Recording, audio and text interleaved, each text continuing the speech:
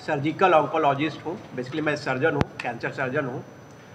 तो ये जो महीना है ये कैंसर अवेयरनेस जगाने का एक महीना है। लोगों के बीच में जाकर बताना है कि कैंसर अब जानलेवा नहीं रह गया है। जो लोग पहले सोचते थे कि कैंसर हो गया मतलब कि जान चलेगी, अब ऐसा नहीं है।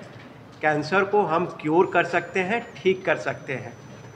तो इस प्रेस कॉन्फ्रेंस करने का हमारा एक ही उद्देश्य है कि लोगों के बीच में ये अवेयरनेस जगाना कि कैंसर स्क्रीनिंग के लिए आप आगे आइए। उसके लिए हम लोगों ने यहाँ पर फ्री कंसल्टेशन रखा है।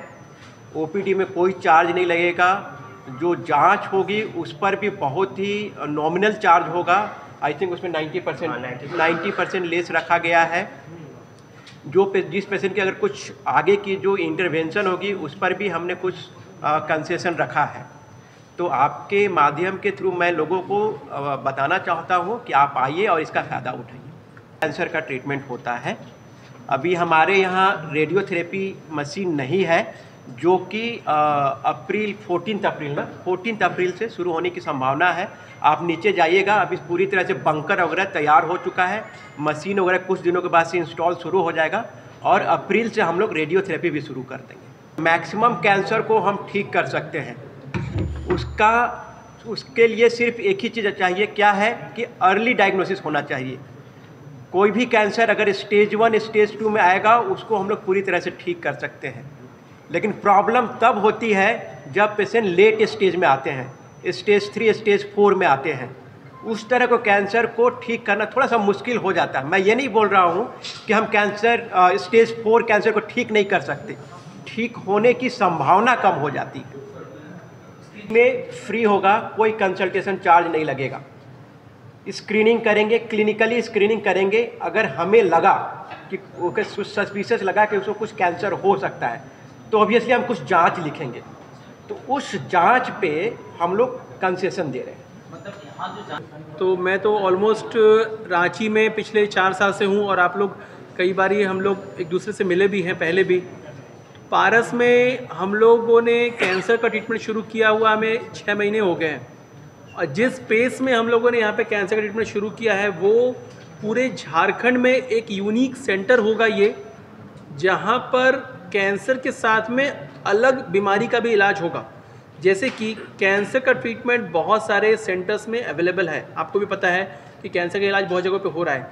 लेकिन एक कैंसर का मरीज और भी बीमारियों से ग्रसित हो सकता है, जैसे कि किडनी की बीमारी, उस मरीज को हार्ट की प्रॉब्लम भी हो सकती है, उसको ब्रेन का प्रॉब्लम भी हो सकता है।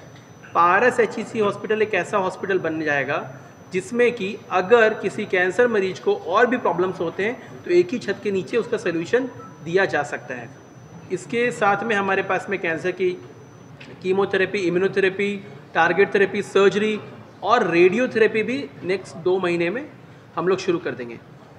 फरवरी, जैसे डॉक्टर मदन ने बताया कि cancer awareness month, cancer day हम लोग मनाते हैं, वर्ल्ड कैंसर डे। हमारा जो प्लान रहता है, हमारा जो मोटिव होता है, जनता तक ये मैसेज देना कि कैंसर से डरने की ज़रूरत नहीं है, इसको लड़ करके हरा सकते हैं। हम लोग ऑलमोस्ट डेली 10 नए कैंसर मरीज देख रहे हैं आज। ये डेटा कहा जाता है कि अगले 10 साल में 9 में से 1 मरीज को कैंसर होगा। ये इतना कॉमन होने वाला है, जैसे कि डायबिटीज़ और ब्लड प्रेशर जितना कॉमन हो रहा है ना। आज हम लोग इतने सारे लोग बैठे हुए हैं, आप प्रेस मीडिया से कम 30 लोग बैठे हुए हैं। मुझे ऐसा लगता है कि मोस्टली आपके घर में दूर दराज के रिलेटिव्स में कोई ना कोई कैंसर से ग्रसित है। लेकिन ऐसा पहले 10 साल पहले, 15 साल पहले नहीं था। तो ये इतना कॉमन बीमारी होने जा रहा है। इसके लिए सरकार भी काफ़ी पहल उठा रही है। तो इम्पॉर्टेंट ये है कि पारस में हम लोग सारे गवर्नमेंट स्कीम्स के अंडर भी पेशेंट को फ्री ऑफ कॉस्ट ट्रीटमेंट भी कई बार ही दे पा रहे हैं, लाइक आयुष्मान स्कीम या मुख्यमंत्री गंभीर बीमारी योजना से भी ट्रीटमेंट हम लोग दे पा रहे हैं। के अलग अलग लक्षण हो सकते हैं, जैसे कि मुंह का कैंसर हुआ तो मुंह के कैंसर में लक्षण हो सकते हैं कि मुंह में घाव आएगा, जीभ में घाव आएगा, अल्सर होगा, रेडनेस होगा। कोई मरीज बहुत समय से गुटखा, पान, तंबाकू खा रहा है तो उसके मुंह में चेंजेस दिखने को मिलेंगे। मुंह का कैंसर के अलग लक्षण हो गए। स्तन का कैंसर बहुत कॉमन है महिलाओं में, तो उसमें स्तन में गांठ आना, बाजू में गांठ आना, निपल से डिस्चार्ज होना, पेन होना, ये सारे सिम्टम्स हो सकते हैं। ब्लड भी बहुत कॉमन है।